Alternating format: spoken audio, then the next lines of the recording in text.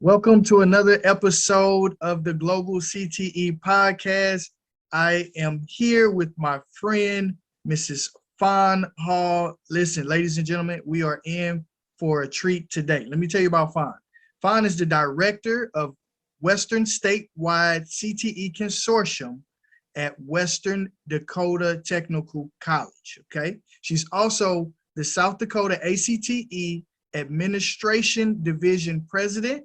She's a graduate of Black Hills State University with a BS in psychology and an emerging expert in best practices on building statewide CTE consortiums.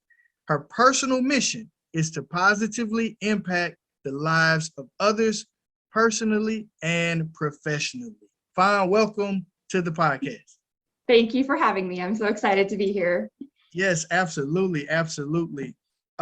So my first question, let's jump right into it. Can you tell our audience more about your role as the director of the Western Statewide CTE Consortium? I know that's kind of a new thing. Some people may be unfamiliar with that. So what's it like in that role? Yeah, so this role just started just about 2 years ago. And basically what I get to do is build relationships throughout Western South Dakota with area high schools, specifically rural high schools, and their CTE teachers and administrators, bringing those school districts together to strengthen their CTE programs and provide more effective opportunities for growth, specifically with the use of Perkins funding, but also focused on how to provide them with professional development, and then also how to collaborate with the eastern side of the state and create just one big unified front. I love it. I love it. So when you took on this role, like what were your guideposts, or how did you know where to go? What should I do first here?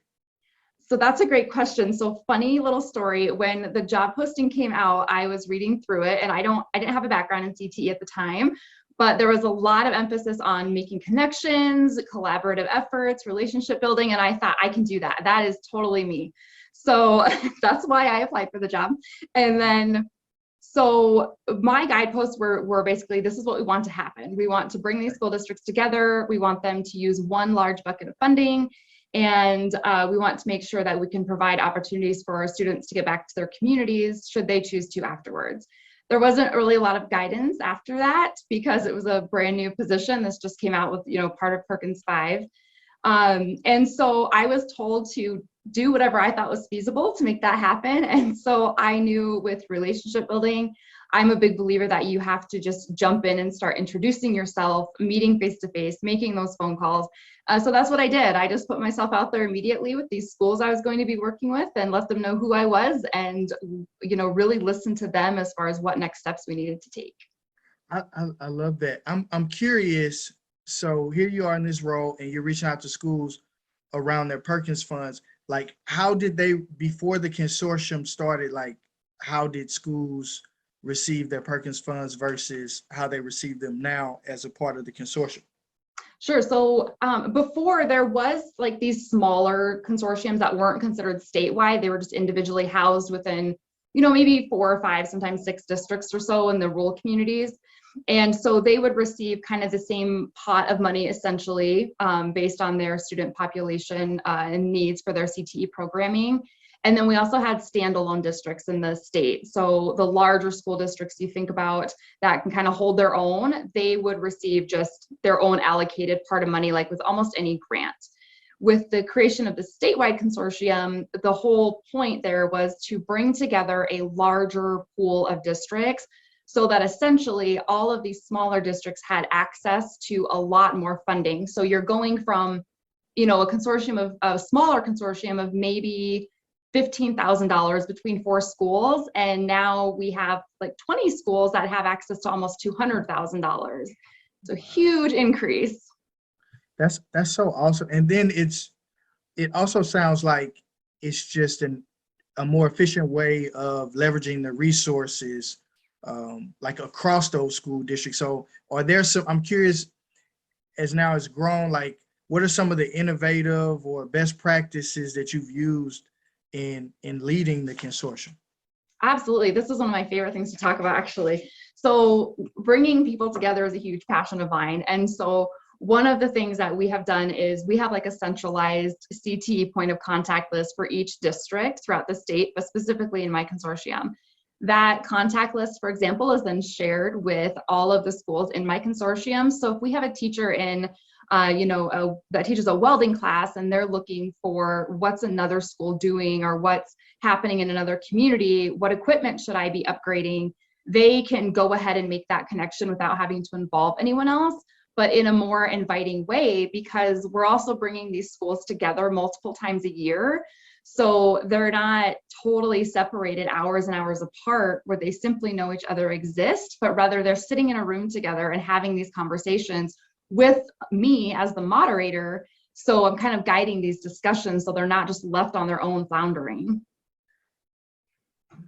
I am in love with just the collaboration there. Like we talk a lot about from the curriculum side, not operating in silos, like marketing classes should also work with the culinary department. And, then that creates food truck businesses and that sort of thing, like how things actually happen in the real world. But for you all to be so collaborative, like I'm teaching welding in my school over here, and this is what we're doing, but then they're connecting and collaborating with someone across the state.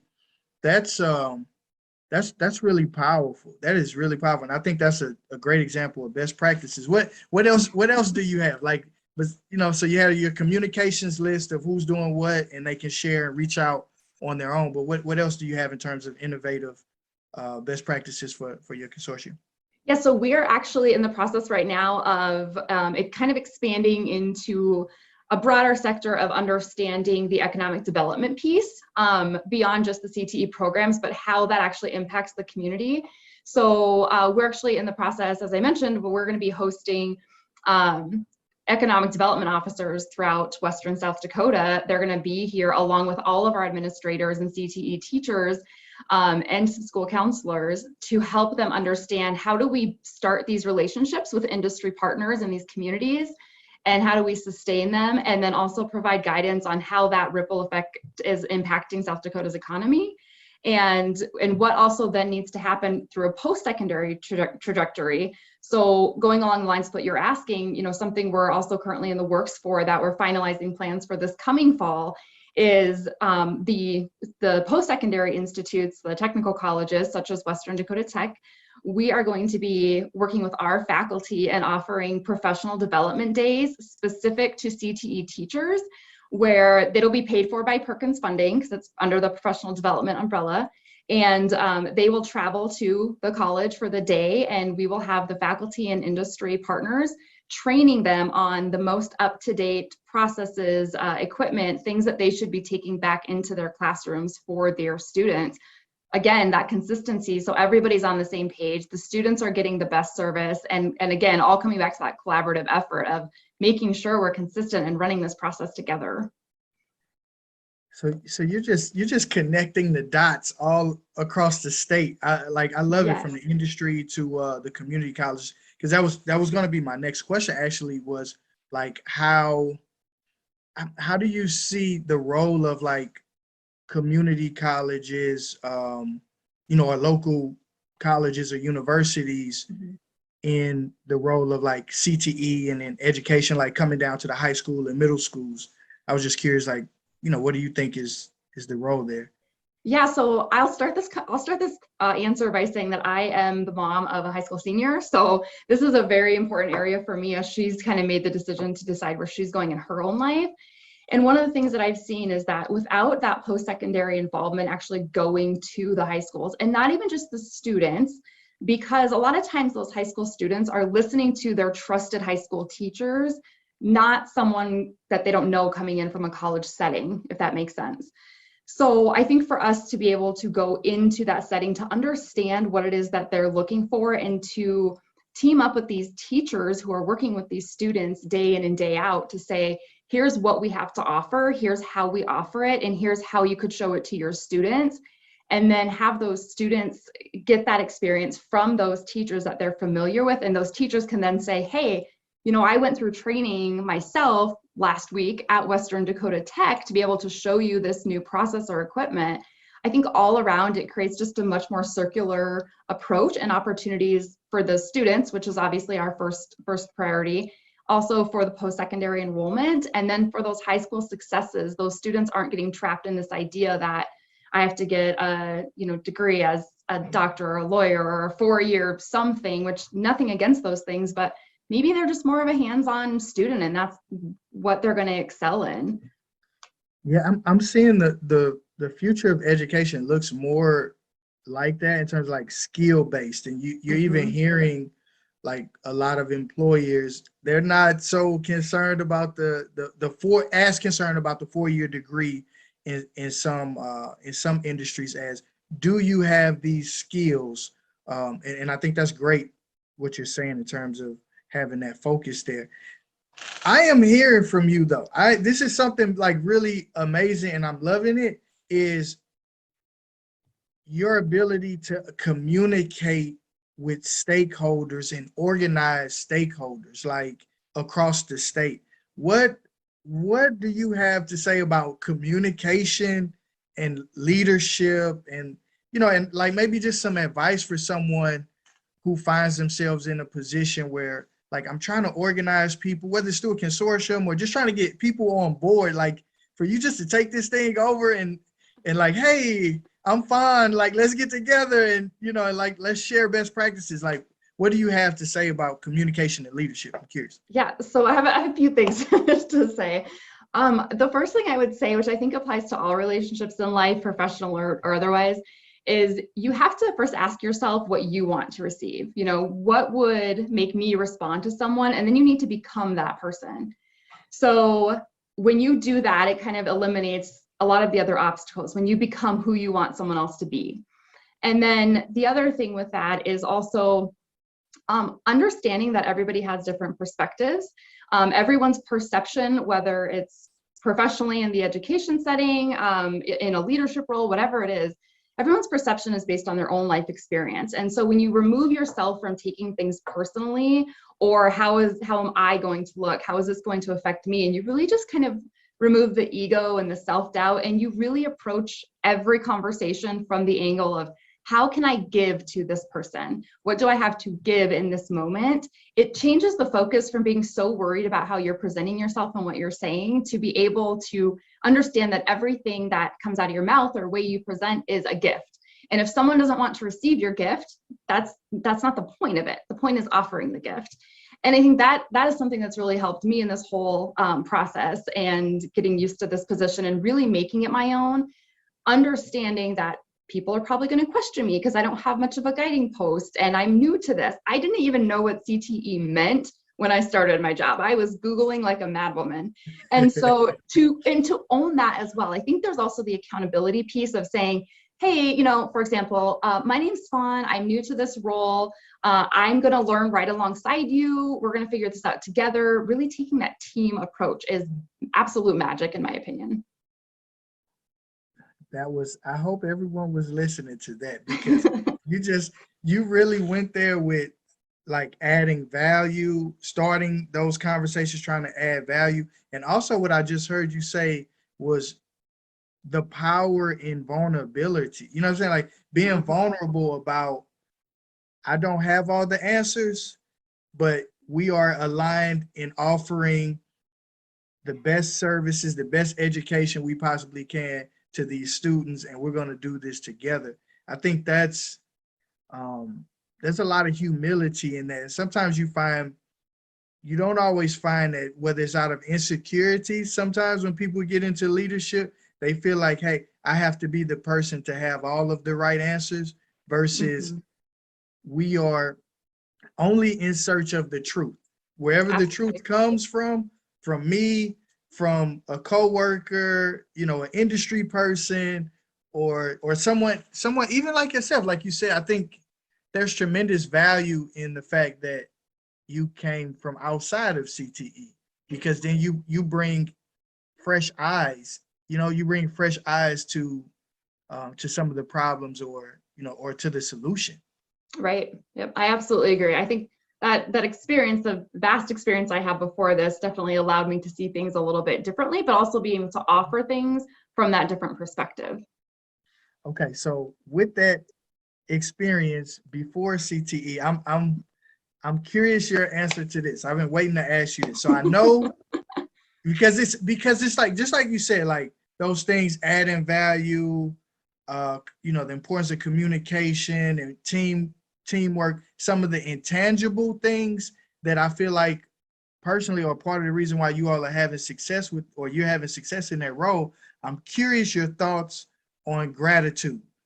Okay. And I know that you did some research on this, with your some research on the psychological and physiological effects of gratitude. So I'm curious, can you talk to the importance of how gratitude can be applied in leadership or within CTE? I'm curious.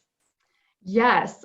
So I am one of those people who I write daily gratitude lists every morning and every night. So I'll first say that gratitude has a special spot in my heart.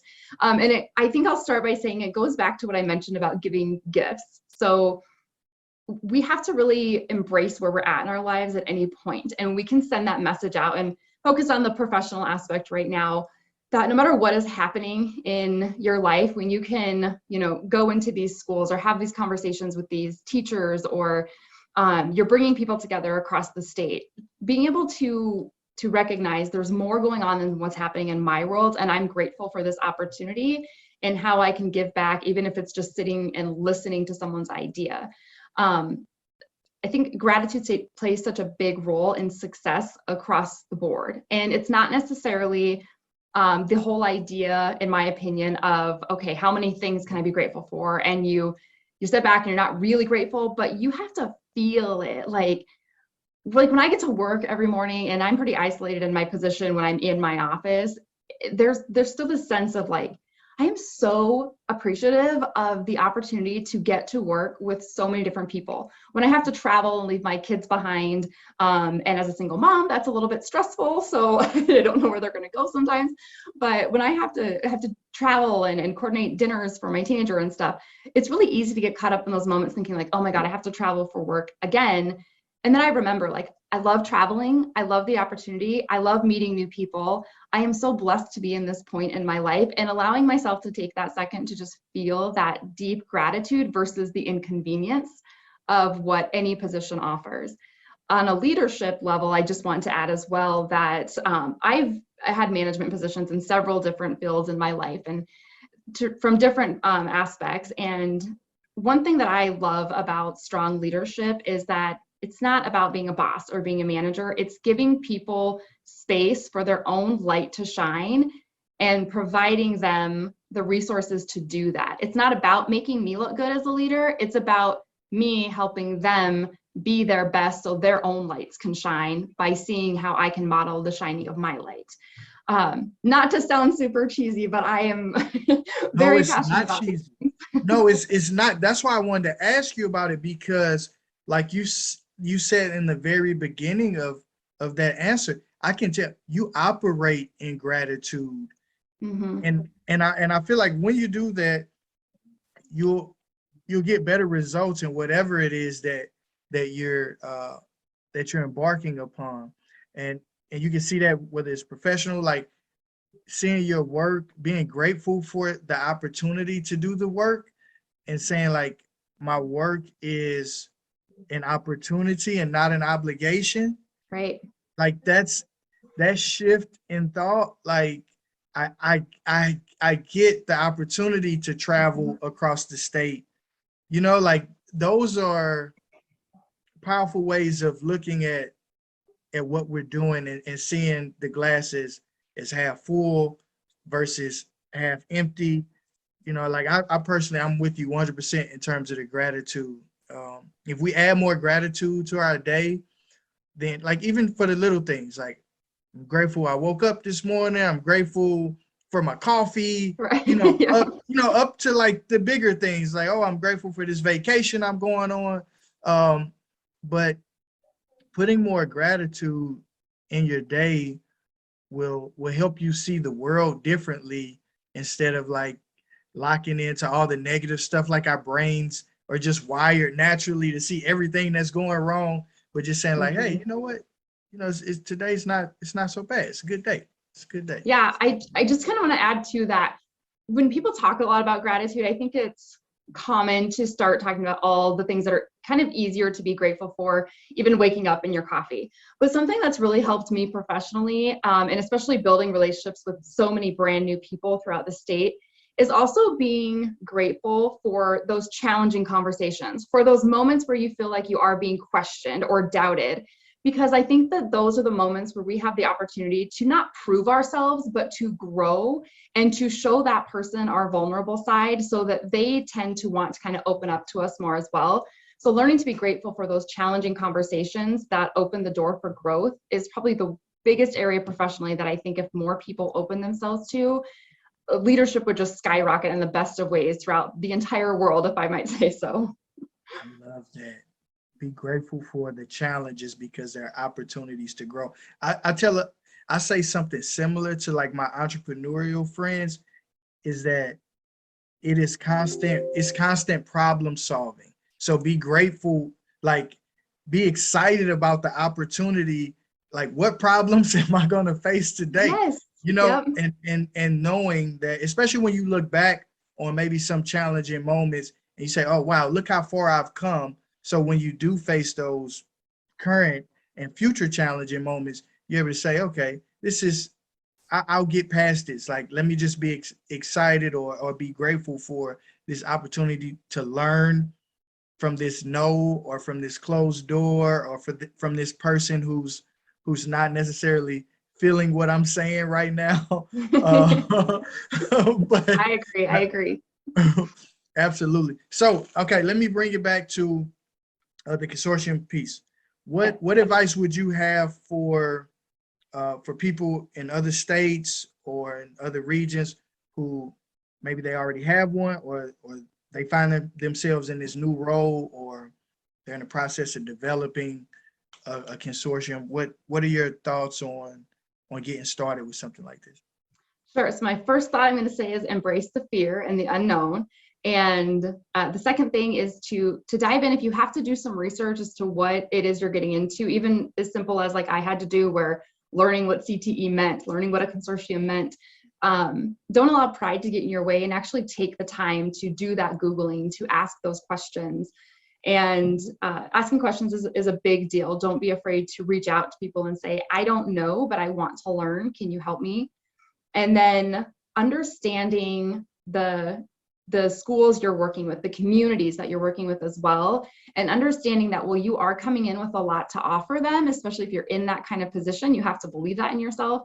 Understand that they've been operating at a different pace and a different way, probably for a while. So understanding there's going to be some resistance, and not trying to force your way through that. But as I kind of mentioned earlier, leaving space for people to want to come into that space by creating that sense of trust. And one of the ways I think that I know I've done that, and it's necessary to do that, is by saying, tell me about what you've done so far and tell me about where you want to see yourself going. Let me come see your space you're working in and what's your big dreams and your big goals. So you're listening to what they want versus here's what I think you should be doing.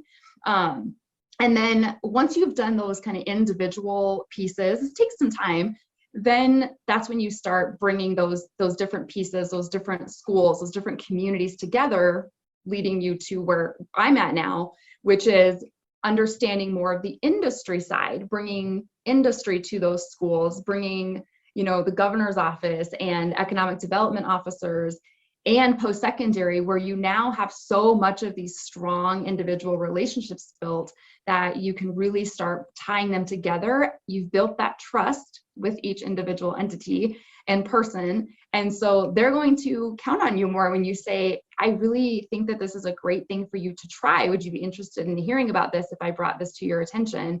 They're going to listen to you more because you've taken the time to create a space for them that feels safe and welcoming.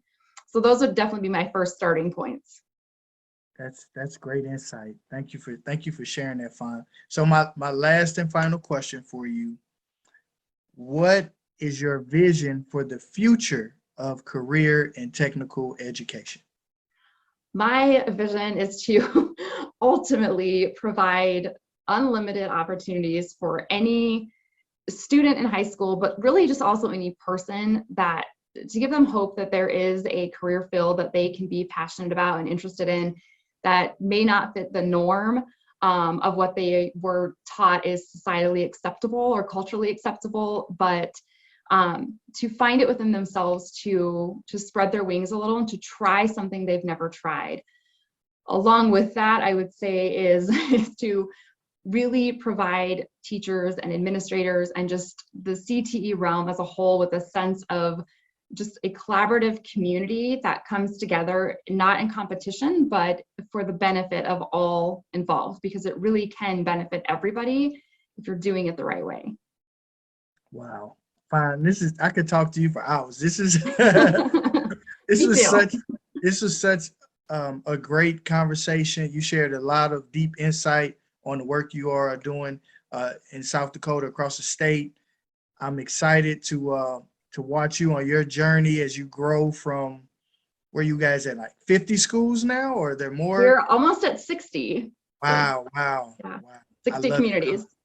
I love it. Well, continue the great work that you all are doing in serving our students and preparing them for success in the global marketplace.